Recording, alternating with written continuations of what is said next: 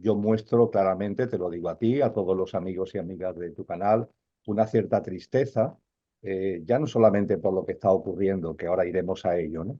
Sino dentro o el tratamiento que se le está dando a lo que está ocurriendo en el contexto de las redes sociales.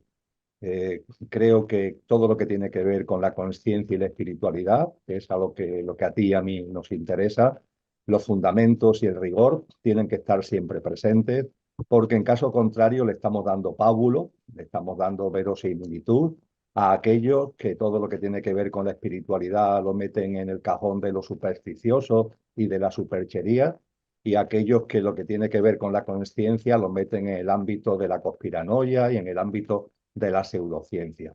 Para no caer en eso y para no darle excusas a los que así actúan, tenemos que tener un rigor y unos fundamentos que sinceramente Patricia ha hecho en falta en las redes sociales en estos momentos.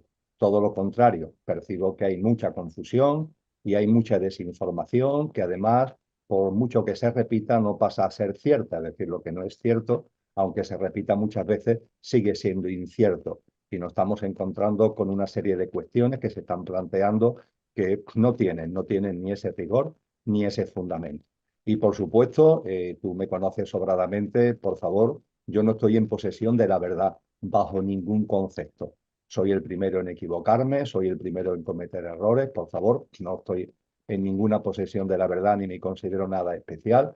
Y lo que aquí modestamente voy a compartir contigo y a través de tu canal son hipótesis para la reflexión y que cada cual, por su discernimiento y por su sentido común, pues lo integre en la medida en que considere oportuno.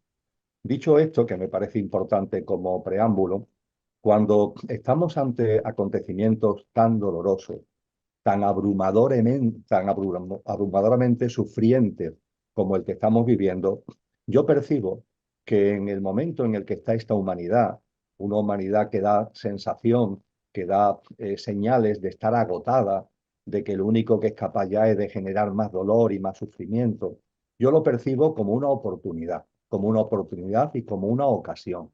Por dolorosos que sean los sucesos, por tremendos que sean los acontecimientos, creo que son una ocasión y una oportunidad, en primer lugar, para el amor.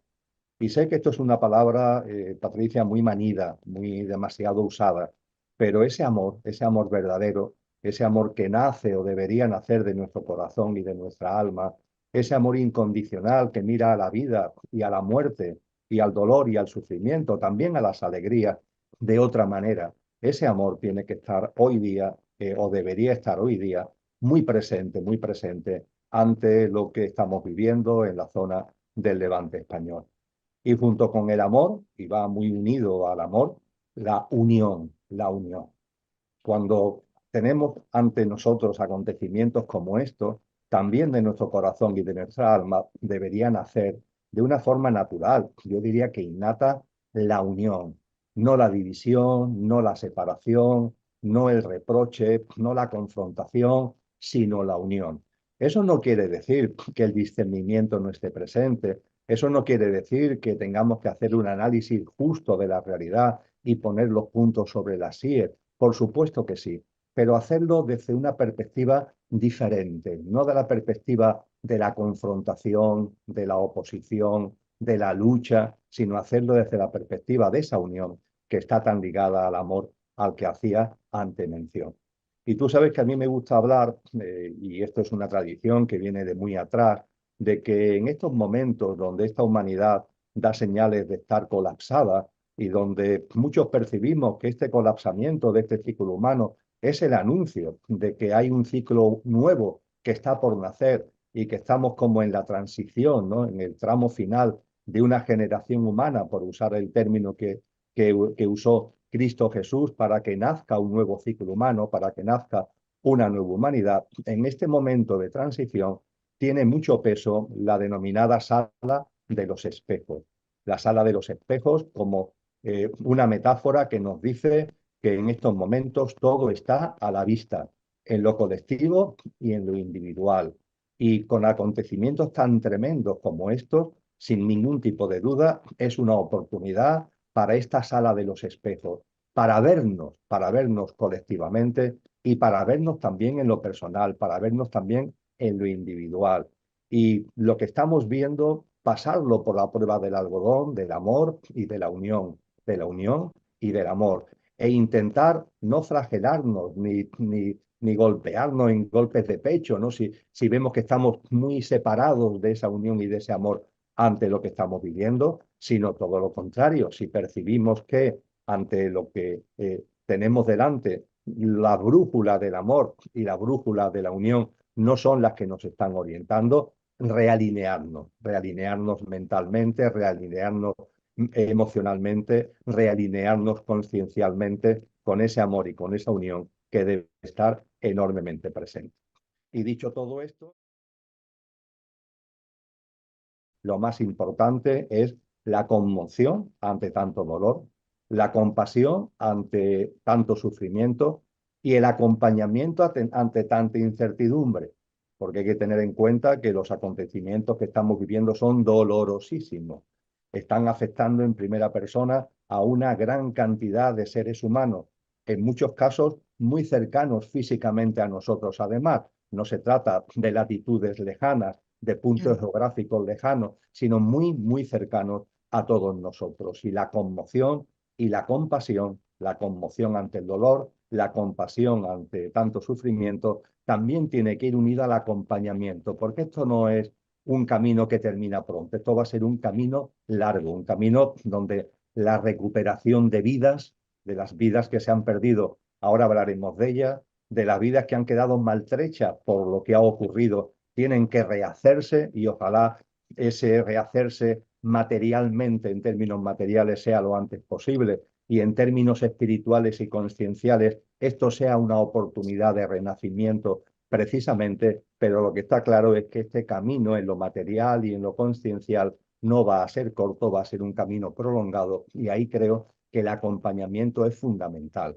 Que no sea, por tanto, algo que aparece ahora en los medios de comunicación, nos llama mucho la atención y permíteme que me exprese coloquialmente, dentro de poco más de un mes vamos a estar con los polvorones y con los turrones y Sí. con nuestro jolgorio en lo que hemos convertido algo tan serio como la Navidad y esto se queda olvidado, como tantas cosas que ocurren que durante unos cuantos Ujú. días, a lo sumo durante 1 o 2 semanas, tienen mucha efervescencia mediática y en la opinión pública y después poco a poco se va diluyendo y se va desapareciendo. Por eso digo que junto a la conmoción ante tanto dolor y la compasión ante tanto sufrimiento, también debemos tener presente el acompañamiento en un camino donde la incertidumbre y donde la prolongación del propio camino va a ser así. Y también quiero expresar, porque puede parecer que estoy utilizando un tono a lo mejor demasiado gris, demasiado triste, también quiero expresar con claridad mi alegría por dos cosas, Patricia. En primer lugar, la alegría que deriva de la emoción por tanta solidaridad. Es Sí. espectacular. Lo que se está moviendo, me consta que no solamente en España, me consta que también fuera de España, pero lo que se está moviendo en la península ibérica en general y en España en particular de solidaridad es espectacular. Los puntos que se han abierto para recoger alimentos, para recoger provisiones, para recoger mantas, para recoger equipamientos, están todos ya sobresaturados, ¿no? Y no están sobresaturados en este caso, hay otra mala gestión de la que hablaremos ahora, pero en este caso no están sobresaturados por mala gestión, sino simplemente porque la avalancha de solidaridad es tan tremenda y la verdad es que eso tiene que llenarnos de mucha alegría, porque esa solidaridad está ahí. Significa que afortunadamente esta sociedad no está muerta, que a veces damos la sensación de estar muertos, cada uno a lo nuestro, cada uno en nuestro pequeño submundo y asunto solucionado. Creo, por tanto, que esto hay que recalcarlo y lo recalco, esta emoción por tanta solidaridad, lo recalco en clave de alegría. Y a todas las personas que han fallecido, las cifras oficiales nos hablan más de 200, ya veremos finalmente cuál es el número, pero lo cierto es que sea el número que sea, son muchas personas fallecidas, que en términos espirituales son almas desencarnadas. Y fíjate que nos enseñan las tradiciones que cuando hay muchas almas, que cada una tiene su camino, cada una viene con su propósito de vida, cada una tiene su devenir en la experiencia humana, pero cuando confluyen en un momento concreto en donde muchas almas desencarnan a la vez, ahí hay un acuerdo álmico. Y ese acuerdo álmico tiene como base el amor al que anteriormente hacía referencia. Quiero decir con esto que le tenemos que estar muy agradecidos a estas almas que han desencarnado, porque esas almas, al hacerlas a la vez, son una llamada a que despertemos, son una llamada al amor, son una llamada a la unión, son una llamada a la solidaridad, son una llamada a que salgamos de este hábitat de confort extraño en el que estamos metidos, tan comúnmente basado en un vacío existencial tremendo y en una gran mentira existencial. Se nos está convocando por este número tan elevado de almas que se han elevado al plano de luz a la vez, se nos está convocando a que reaccionemos, a que salgamos, insisto, de esa dinámica de entretenimiento, distracción, hábitat de confort, y en ese sentido quiero expresar mi agradecimiento a esas almas y, por supuesto, mi meditación, mi oración a su subida rápida, a que el tránsito por el plano de luz de todas estas almas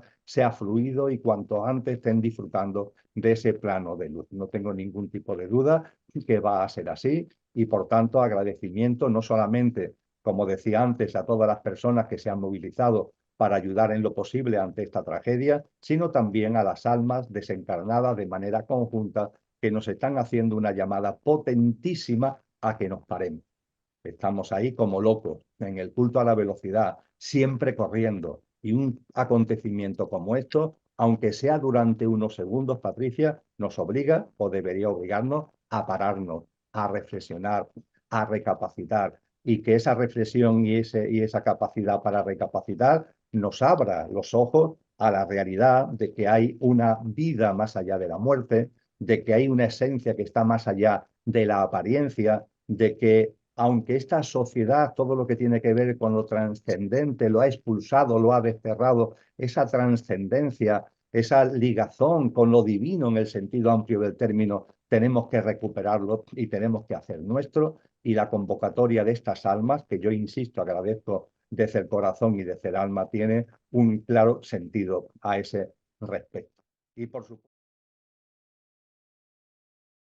en lugar de contribuir a paliar el problema, se han convertido en parte intrínseca del mismo, lo cual, como decimos por aquí, tiene tomar. Es decir, que ante un problema, aquellos que están ahí para paliar el problema se conviertan en parte del problema, la verdad es que es una contradicción flagrante que, por supuesto, tiene que llevar a reflexionar también, no solamente en términos conscienciales y espirituales, sino también bajar eso al terreno de lo que es una responsabilidad que no ha sido tal, sino que se ha caracterizado, insisto, por la indolencia y por la inoperancia de los poderes públicos. Lo que ocurre es que esto, y si te parece lo dejo para desarrollarlo un poquito más para adelante, Patricia, es que esto no es casual, porque creo que todavía vivimos en la ficción de que los poderes públicos están ocupados y preocupados por el bien común.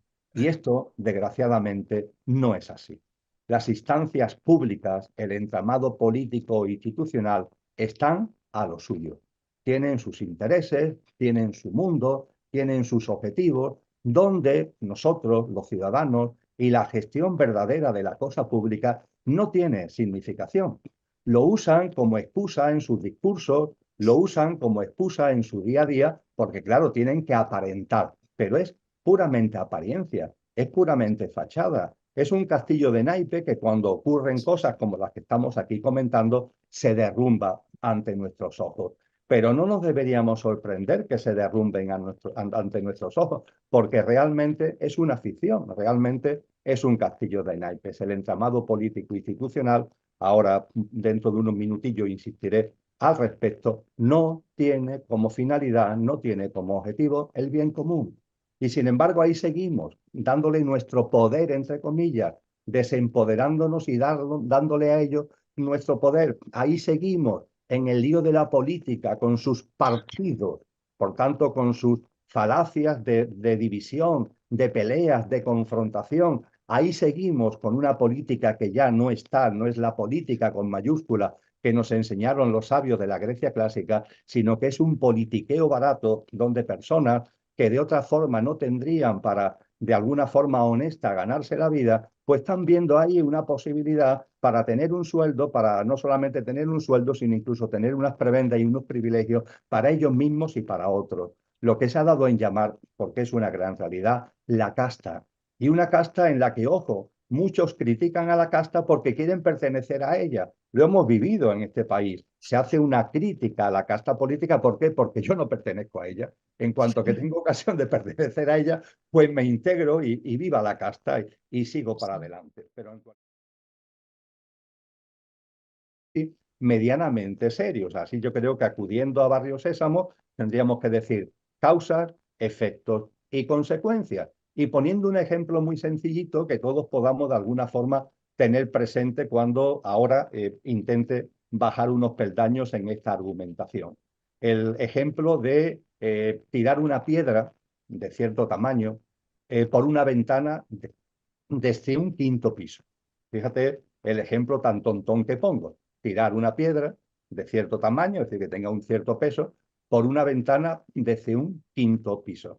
Y la piedra, al caer, da sobre el cristal delantero de un coche y destroza el cristal delantero del coche. Podría utilizar otros ejemplos, pero creo que este ejemplo es absolutamente simplote de imaginarlo en nuestra mente, ¿verdad? Pues bien, causas, efectos y consecuencias. La causa de todo esto que estamos aquí resumiendo en este ejemplo de la piedra, ¿la causa cuál es? Que tiramos una piedra de cierto tamaño. Esa es la causa. Hemos tirado la piedra por la ventana. ¿El efecto cuál es? Que al tirar la piedra por la ventana, la piedra cae. Evidentemente existe la ley de la gravedad y la piedra cae hacia el acerado. Y finalmente, la consecuencia. ¿La consecuencia cuál es? Que la piedra, que ha tenido como causa que nosotros la hemos tirado y que el efecto ha sido que ha caído por la ley de la gravedad hacia abajo, la consecuencia es que la piedra da en el cristal delantero de un coche que se rompe y queda destrozado. Creo que es sencillo el ejemplo, ¿verdad? Pues bien, ante lo que estamos viviendo en la tragedia de Valencia, ¿la causa cuál es? Porque nadie habla de la causa. Se habla mucho, y por supuesto es importante, de las consecuencias. Se habla muy poco de los efectos y yo no encuentro reflexiones acerca de la causa. ¿Cuál es la causa? ¿Cuál es la génesis de lo que ahí se ha vivido? Y sin ningún tipo de duda, la causa, la génesis de la que parece que no se quiere hablar es las distorsiones que existen en el clima. Es decir, lo que se ha dado en llamar, y es también un término muy manido, manipulado, confundido, pero es el término que lo describe bien, lo que se ha dado en llamar el cambio climático. Un cambio climático que es un fenómeno multicausal.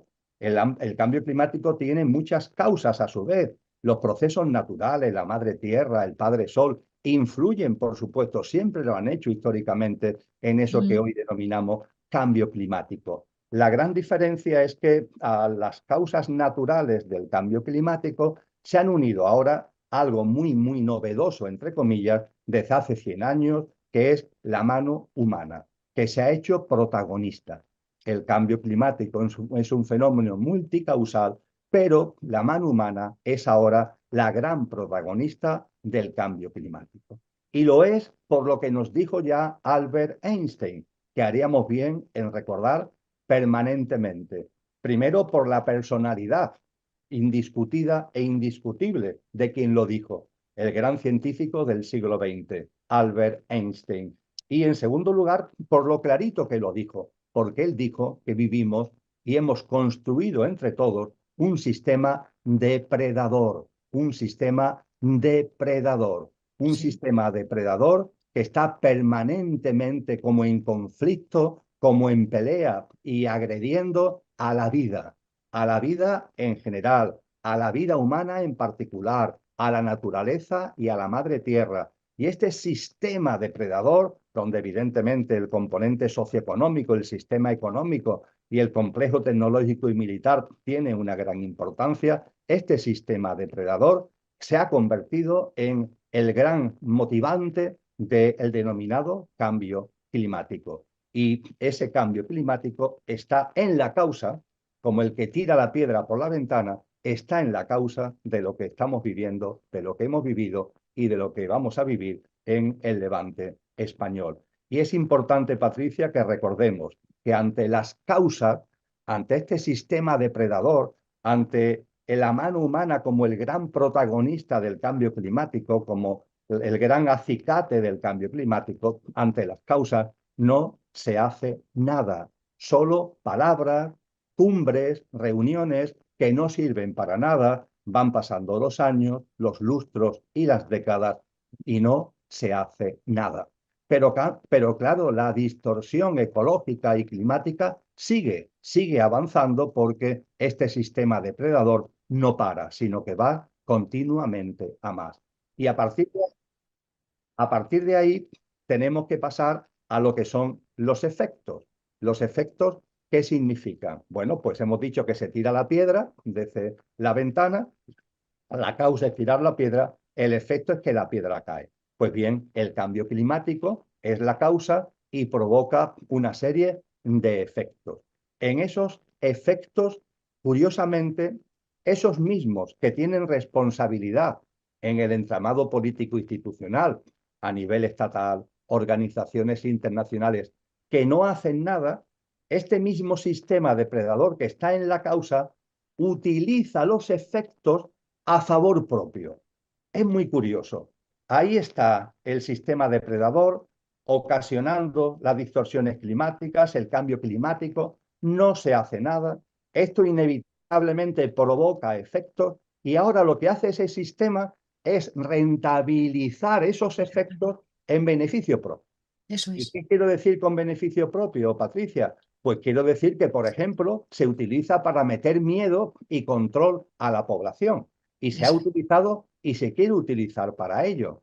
Igualmente, fomentando el recelo, el miedo, el alejamiento de la naturaleza y de la madre tierra.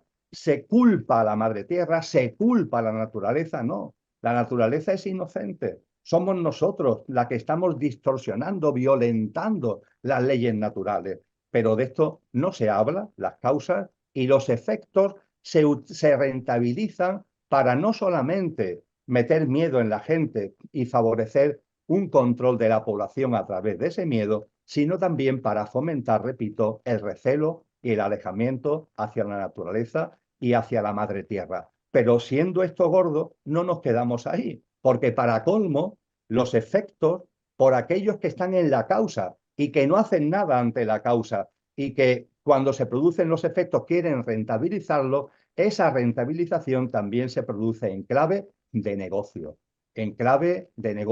económico, en clave de negocio empresarial. Me refiero a los sectores verdes, estos sectores económicos emergentes que se le ha puesto la etiqueta de verdes y que están en manos de las grandes corporaciones transnacionales.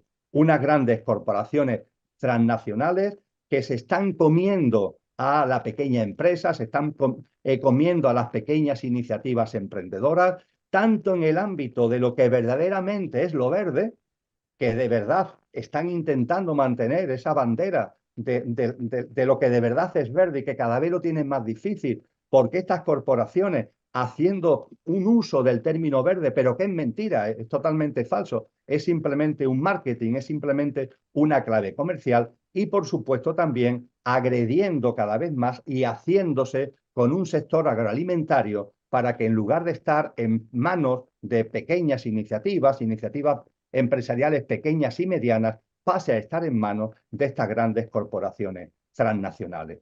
Es muy duro, pero es que es así. Ante la causa no se habla nada, nadie dice nada. Este sistema depredador, como nadie hace nada, este sistema depredador cada vez agrede más y los efectos son cada vez más notables y más evidentes y más dolorosos, y ante esos efectos pues los que llevan el mando están incluso satisfechos, están consiguiendo sus objetivos, porque, repito, por una parte consiguen que la gente tenga miedo, y el miedo es siempre la llave para promover la inconsciencia y manipular el inconsciente colectivo, igualmente lo usan de la misma manera para alejarnos y para que veamos a la naturaleza y a la madre tierra con recelo y por fin como negocio, por fin como negocio. Y en este caso específico que estamos hablando, teniendo como causa el cambio climático, cuando hablamos de efectos concretos que están detrás de la dana que se ha vivido en Valencia, ¿de qué tenemos que hablar? Pues no hace falta ser un gran conocedor de este tipo de cosas para saber, para poderse dar cuenta que hay dos motivos fundamentales. El cambio climático, donde la mano humana, el sistema depredador, tiene actualmente un protagonismo fundamental, viene originando dos hechos, dos efectos que se han visto, que se han sumado en lo que ha ocurrido en la región levantina. ¿A qué estoy haciendo mención? Pues fíjate, porque son dos cosas muy sencillas.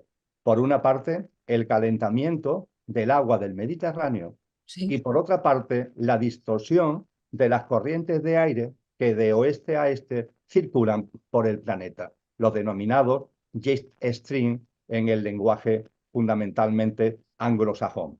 Pues bien, cuando ponemos sobre la mesa estos dos efectos del cambio climático, podemos entender la enjundia de la dana ante la que tanto dolor y sufrimiento están pasando tantas personas y por solidaridad también nosotros. Calentamiento de las aguas del Mediterráneo. Hace ya unos años que se viene alertando de esto. Las aguas del Mediterráneo han incrementado su temperatura 2 grados por encima de la media. Si comparamos, no nos tenemos que ir a siglos atrás, comparamos las temperaturas del Mediterráneo de finales del siglo XX, principios del siglo XXI, con la que se vienen dando a lo largo de los últimos años, las temperaturas están 2 grados por encima. Insisto, la temperatura de las aguas del Mediterráneo. Y estamos hablando de una temperatura de un incremento significativo. 2 grados son muchos grados. Y estamos hablando de una gran masa de agua. Claro. ¿Esto qué provoca, Patricia? Algo muy simple, que al incrementarse la temperatura en esa gran masa de agua, el vapor de agua, la vaporización de agua también se multiplica y sube hacia arriba, desde las aguas del Mediterráneo, sube hacia la atmósfera, sube hacia arriba un gran vapor de agua, una gran masa de aire caliente que, insisto, se eleva hacia la atmósfera. Este es el efecto 1. El efecto 2 que tenemos que tener en cuenta, el serpenteo del jet stream. Hay 5 grandes corrientes de aire que de norte a sur y de siempre de oeste a este circulan por el planeta y una de ellas pasa, por así decir, por el centro de Europa. Recorre Europa desde Inglaterra, el Reino Unido, hasta hacia Rusia. Y ese jet stream históricamente es muy estable, es decir, una corriente de aire que es muy gruesa, pero se mantiene estable en su circulación y es una corriente de aire muy interesante porque separa los aires fríos del Polo Norte con los aires más calientes que vienen del Ecuador y también, por supuesto, del Ujú. sur de Europa, incluyendo ahí el Mediterráneo. Pues bien, como debido al cambio climático, como efecto del cambio climático, esta corriente de aire ya ha dejado de ser estable y serpentea. Ya no va así, sino que ahora serpentea. De modo y Ajá. manera que cuando serpentea hacia arriba, aire cálido lo lleva hacia el norte. Esto explica estas temperaturas tan extrañas que se están dando en Dinamarca, por ejemplo, de 40 grados, ¿no? Cosa nunca vista. Bueno, es el serpenteo del jet stream, que ya no es uniforme, sino que serpentea hacia arriba, hacia el norte, y se lleva agua caliente procedente del sur, procedente del Ecuador, etcétera, etcétera. Pero claro, también serpentea hacia el sur. Y cuando se viene hacia abajo ocurre todo lo contrario. Trae agua perdón, aire frío, aire polar desde el norte hacia el sur. En la atmósfera entra una gran masa de aire frío. Esto es a lo que me refiero con el serpenteo del jet stream. Pues bien, cuando tenemos estos dos efectos del cambio climático sobre la mesa, la masa, el de vapor de agua tan enorme, aire caliente que sube hacia arriba, y el serpenteo hacia el sur del jet stream que trae aire frío procedente del norte.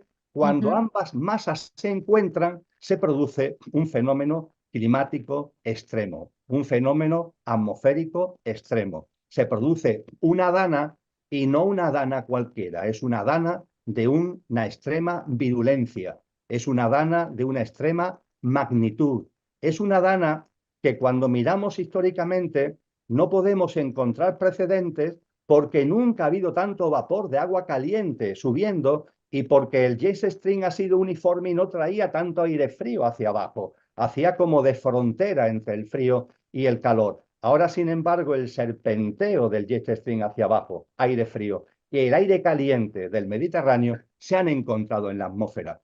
Podríamos decir que el Mediterráneo tiene una especie de, como de comportamiento caribeño por las temperaturas tan altas que se ha adquirido, y a lo que se une este serpenteo con aire frío que viene desde la zona del Polo Norte. Esto no es algo que haya terminado, es decir, la temperatura del Mediterráneo Claro. sigue siendo muy elevada, sigue estando 2 grados por encima de la media histórica y de los últimos lustros, y el serpenteo del jet stream me temo que ha venido para quedarse, lo que significa que el Mediterráneo en su conjunto se ha convertido en una zona donde este tipo de fenómenos extremos climáticos se pueden volver a producir.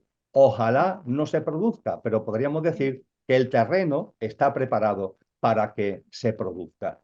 Estos son los efectos: el serpenteo del jet stream, el calentamiento de las aguas del Mediterráneo, son efectos de la causa, que es el cambio climático. Y ahora viene, Barrio Sésamo, las consecuencias: causa y efectos y consecuencias. Bueno, las consecuencias son las que hemos visto. Un fenómeno climatológico extremo que provoca de por sí un impacto tremendo, y eso agravado por la incompetencia, por la negligencia, por la indolencia de los poderes públicos. Y hay que decirlo con claridad: incompetencia, negligencia e indolencia antes de, durante y después de.